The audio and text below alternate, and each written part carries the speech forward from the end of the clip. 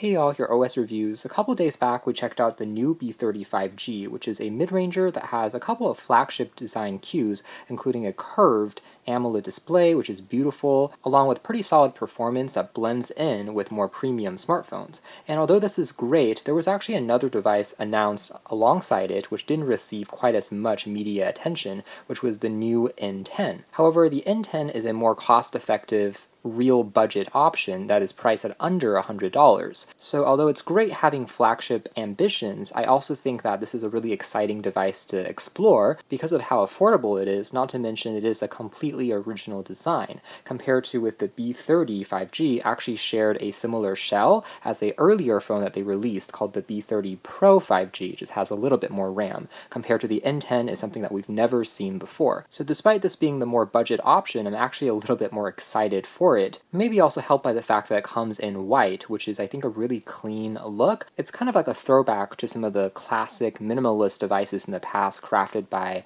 Sony Xperia as well as Nokia, not to mention some of the earlier gen iPhones. It's super clean aesthetically. Not to mention the way that it feels, because compared to most of their other offerings which are crafted out of plastic, this one actually has a metal aluminum alloy band. So it is really reminiscent to some of the classic Nokia Lumia devices as well as the iPhones, including even the latest generation iPhone 16, also adopts a similar design philosophy with slightly rounded corners on the metal rails to make it still comfortable to hold, but at the same time giving the phone a really robust feel, super premium as you're holding it in the hands, juxtaposing the entry-level price point. And longer-term fans of new devices can probably recognize that this is more of a spiritual successor to the A15 that came out last year. Also having a pretty clean, streamlined appearance, however it was still using a plastic band compared to full metal on this one. Both phones still retain the 3.5mm headphone jack, although this time around it's on the top of the device, as well as both devices using a side-mounted fingerprint scanner that serves double duty as the power key, generally working well enough. And I guess one other area where they have improved on would be the display, although both are still packing HD resolution 720p screens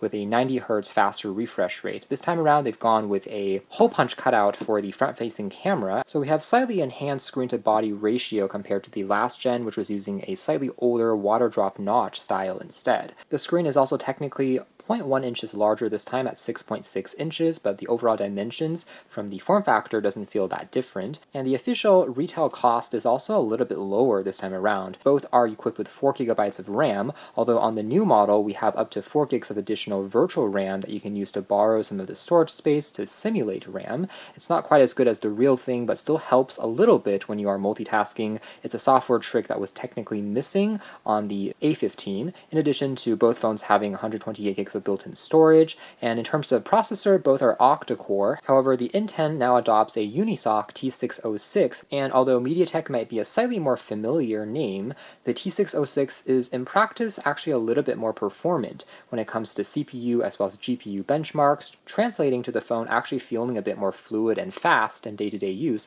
compared to the A15 when you're comparing them side by side. In fact, it's also kind of represented in the Antutu benchmarks of the T606 scoring around 244K compared to 136K for the MediaTek processor. Not bad, a slight incremental bump when it comes to overall performance. That being said, one spec that the A15 actually still has a slight advantage in would be the main camera on the rear, using a 50MP sensor compared to the primary lens on the new N10 is 13MP. Granted, in the default shooting mode, it's binning down to around 12 or 13MP anyways, so you may not see the biggest difference, but if you are taking in the full res mode, you could technically crop in a little bit more using that phone sensor, but it is what it is. Everything else though is more or less an upgrade. Even the battery capacity this time around is larger at 5000 mAh compared to 4180, and both devices are dual SIM, unlocked quad-band GSM, 4G LTE phones, so it's going to work with T-Mobile here in the US really without any problems, as well as when you're traveling internationally, although both of these devices actually don't have built-in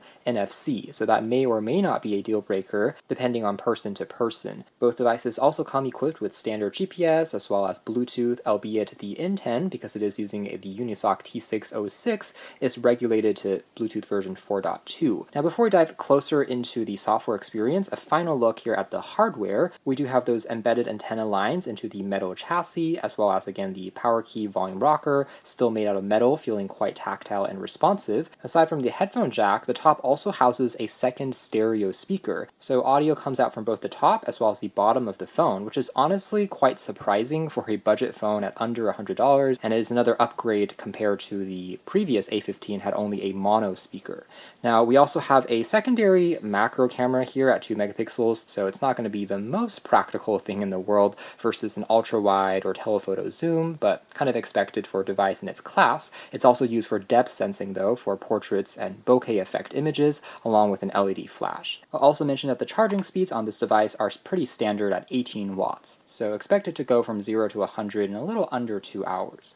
Now, a closer look at the display. As aforementioned, I do think it's a slight improvement compared to the A15, and overall, again, for a budget device, it's certainly not a bad-looking display. Even though it's an IPS LCD panel compared to AMOLED or OLED, I do find colors to still be quite vibrant and well-saturated, plus with decent brightness and viewing angles as well. Coupled with a slightly faster refresh rate, performance has been surprisingly quite good in the day-to-day use without feeling too sluggish or slow, considering the entry-level price point.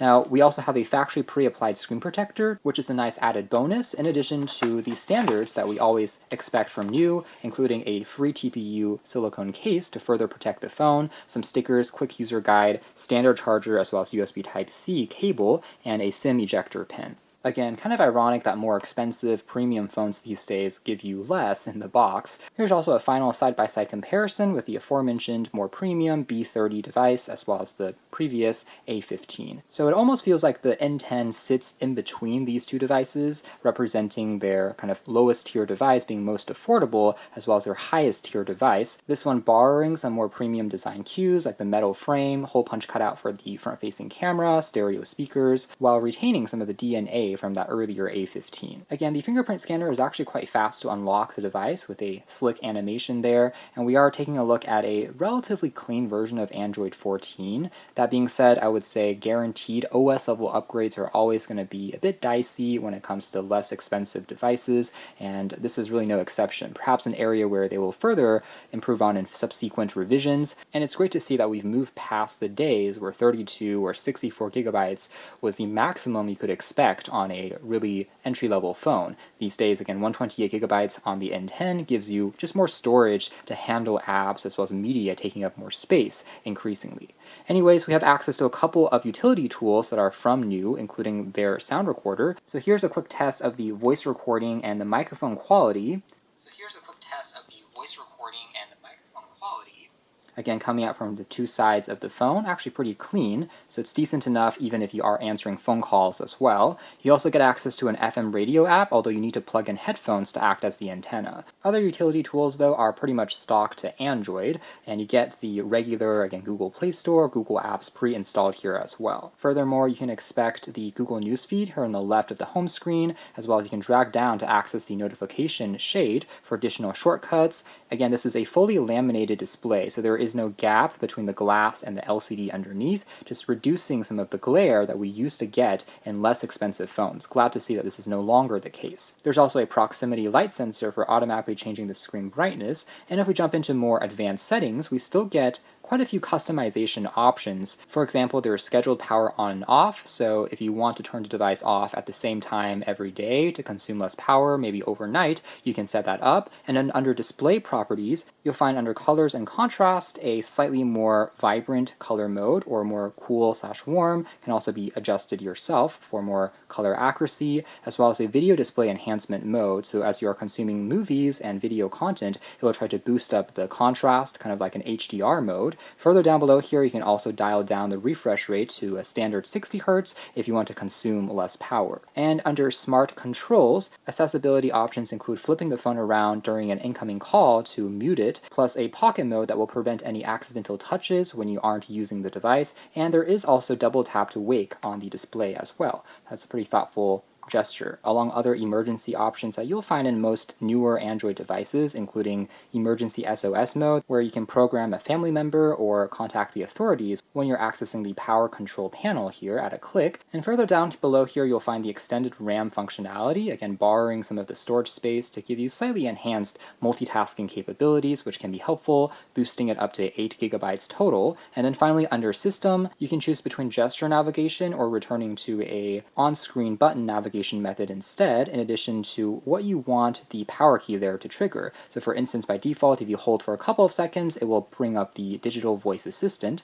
but instead you can also opt for the power menu, and this can be now customized, in addition to 3 fingers dragging down on the screen to capture a screenshot. Stop certain apps from running when you are in kind of standby mode to reduce power drain, providing a little bit more granularity and control over what apps can run in the background when you're not using the device. And speaking of the battery, again, because of the 5,000 milliamp hour capacity, I was able to use this device pretty comfortably for around 2 days in most moderate instances before having to recharge it again. It's not too problematic, and the T606 isn't really a chip that gets too warm or thermal throttles. It still remains quite consistent in regular day-to-day performance as well. Now jumping into specific functions like the camera first, the UI is familiar compared to other new devices, but we are able to switch on and off the HDR as well as AI scene detection. So if you're pointing at objects like a food versus a tree, for example, it's going to switch some of the scenes and contrast automatically. You can also pull up additional filters, Google Lens support for scanning in barcodes and objects, and down below here we can go into a pro mode for changing properties like ISO, white balance, portrait here for the artificial bokeh, a more wide-angle panorama mode, video, slow motion, and under more you'll also find a dedicated night mode that will slightly increase the exposure time to let in more light, time-lapse, as well as a way for you to capture macro shots using that secondary lens, again getting a little bit closer to your objects. And reviewing some samples here, overall results aren't too shabby considering the entry-level price point. That being said, both the primary as well as secondary cameras don't have optical image stabilization expected for this price range, so it relies on EIS. You have to hold a little bit more still to get the sharpest results, and it may not be quite as crystal clear as a higher resolution sensor. That being said, when you're looking at the image from afar, overall colors still seem to be quite pleasing, as you can tell here with some of the autumn leaves. It's also helped by the AI scene detection, maybe boosting some of this to become a little bit more saturated, kind of like what a Samsung phone might do. A couple more examples here, also aided by the HDR, still capturing some of the textures in the clouds, in the sky, without crushing as many details in the shadows and trees. So not bad for a budget phone, I would say. Again, it would be unreasonable to expect the same level of performance and consistency as on expensive flagships, with the device perhaps struggling a little bit more in lower light conditions. But all in all, it certainly is not bad, again, for the entry-level price. Here's one final example of the macro lens getting up close to a PCB board. Point being, for casual shots, I think you'll be mostly satisfied here. Taking a quick look at the web browser next with Chrome, just opening up different web pages, it's actually still pretty fast and responsive. Again, also helped by the relatively decent reception quality. It really just takes a split second for the page to snap into focus, and afterwards feels pretty smooth as you're scrolling up and down. So for things like reading back articles, it's honestly not too problematic. Again, I am actually pleasantly surprised, keeping in mind how entry-level this device is when it comes to the positioning. While not a flagship, it's for sure punching above its weight class. And now also moving into a quick video playback demo.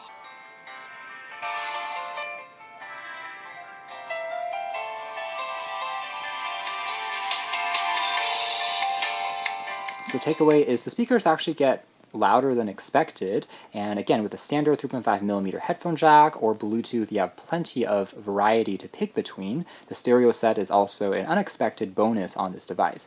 Granted, it seems to be a little bit louder at the bottom still compared to the top, which might be more of a tweeter, but still you get a bit of added stereo separation, a little harder to cover up as you're holding the phone, and plenty immersive as you're consuming videos. Again, the HD plus resolution screen, although it's not going to be crystal sharp, if you are kind of pixel peeping, you can still notice some fuzziness at times, but at kind of an arm's length, it still is nice enough from a color as well as contrast perspective for videos to still remain pretty enjoyable. And picture-in-picture mode also works without too many issues as well, in addition to split-screen multitasking. And when it comes to doing some casual gaming, I would say lighter games and titles won't pose too many issues for this phone to handle, and more demanding titles like PUBG, Asphalt series, Minecraft will still run and install, but you have to give it just a bit longer for it to initially load, and afterwards maybe expect some slight moments of choppiness, maybe lowering some of the graphic settings, but things are still playable enough, surprisingly, for an entry-level device like this, and the processor again doesn't get too warm or hot either, stable as you are consuming some of these titles and games. Pro gamers, however, will probably fare better with a more powerful CPU and GPU combination, but again, the T606 is definitely punching above its weight class. I would say it's comparable to some of the slightly older Snapdragon 600 series processor on the market, so a previous mid-range chipset now found on a budget device, but still with enough compute performance for it to handle most tasks that you're trying to throw at it without feeling overly sluggish or slow. Surprisingly, actually, again, doing a little bit better than expected for most casual apps that you are engaging with on the device. So that is more or less it as far as our hands-on review of the Nuu N10, and I think it has a lot going for it as an entry-level device. It's actually quite exciting to see, and proves you really don't have to spend an arm or a leg anymore to get a solid performing entry-level phone like this. And the use of metal kind of feels like a throwback to maybe 2016, 2018, where more manufacturers use this material on their devices, even more affordable phones, before unfortunately transitioning into glass or plastic, which in my opinion is either more fragile or doesn't feel quite as premium as metal alloy that just evokes confidence when you pick up the phone and start using it. It's really solid. So a pretty neat alternative to something like a Samsung Galaxy A series device or a entry-level OnePlus phone, Redmi devices being other alternatives that this phone is competing against. One advantage though is Nuu is headquartered here in the US and has office locations locally as well, not to mention some partnerships with carriers such as Boost Mobile in the past, so their support might actually be a little bit more aligned to customers in North America. Rather impressive that they were able to undercut the pricing of the A15 while delivering many of these small quality of life improvements that make the device feel more polished than ever. You can learn more details if interested in the links down below, but for now that's been our video. Thanks for watching here at OS Reviews. That has been the pretty impressive value-oriented Nuu N10.